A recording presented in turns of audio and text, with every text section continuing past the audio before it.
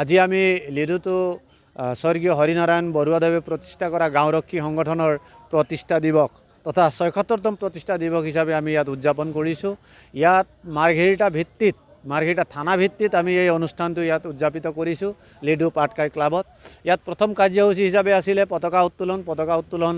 আমাৰ সন্মানীয় উদযাপন সমিতিৰ সভাপতি জ্যোতিষ ফুকন ডাঙৰীয়াই পতাকা উত্তোলন কৰে। ইয়াৰ পিছত পৰৱৰ্তী কাৰ্যসূচী স্মৃতি তৰ্পণ সন্মানীয় এই অঞ্চলৰ শিক্ষাবিদ আমাৰ শ্ৰদ্ধাৰ লক্ষ্মীনাথ হালুৱা ছাৰ আৰু উদযাপন সমিতিৰ সন্মানীয় সভাপতি গোলাপ ৰহতীয়াৰ জৰিয়তে এই তিনিটি কাৰ্যসূচী সম্পন্ন কৰা হয়। ইয়াৰ পিছত আমি সকলো ৰাইজৰ উপস্থিতিত এখনি মুকলি সভা উদযাপিত কৰিছোঁ। মুকলি সভাৰ সভাপতিত্ব কৰিছে মাৰ্ঘেৰিটা আৰক্ষী থানাৰ সন্মানীয় গাঁওৰক্ষী সংগঠনৰ সভাপতি ৰবীন ৰাজা ডাঙৰীয়াই।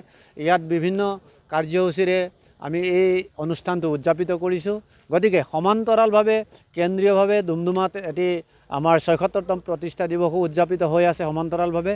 গতিকে আমি সকলো জনগণক এয়াই অনুৰোধ জনাব বিচাৰিছোঁ আপোনালোকৰ